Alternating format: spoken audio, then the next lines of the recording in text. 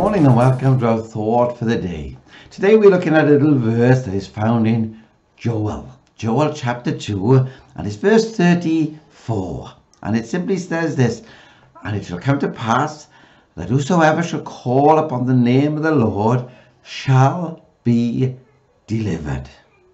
What a wonderful promise that is for you and for me this day. You see, oft times we try and solve our own problems our own ways. We try and scheme and we try to make plans, but God tells us to cast our burdens upon the Lord.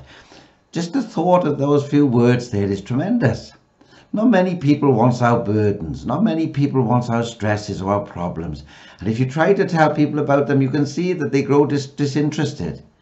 But Christ actually asks us to cast our burdens upon Him. We must learn to run straight to the Lord, not to run to people, not to ring a friend, but to call upon Jesus. For in vain we will look for deliverance anywhere else. We find in this promise that it is not a maybe or a hope so, but 3 times it says, shall. That makes it sure. We may ask ourselves, can we poor failing creatures call upon this great God? The answer is yes, simply because our name is found in that word that we find in the text, the word whosoever. You are part and I am part of the whosoever. Whoever it may be that calls upon the Lord, and He will deliver. Ah, you say, but you don't know my problem. And that's absolutely true. I don't know your problem, but can I tell you, He knows your problem. Thank God He knows your problem. Me knowing your problem may make no difference, but Him knowing the problem makes all the difference.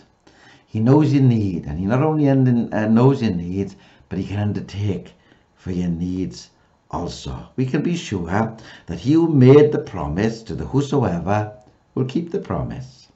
What a wonderful way to face any day, knowing that whatever comes our way, that He is able to deliver us.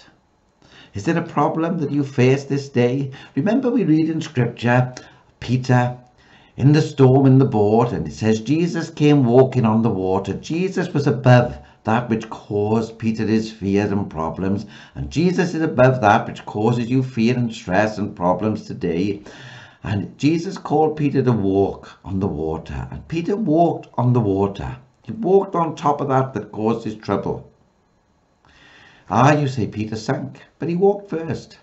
And then did you notice what he did when he did begin to sink? Because he began to sink because he took his eyes off Jesus.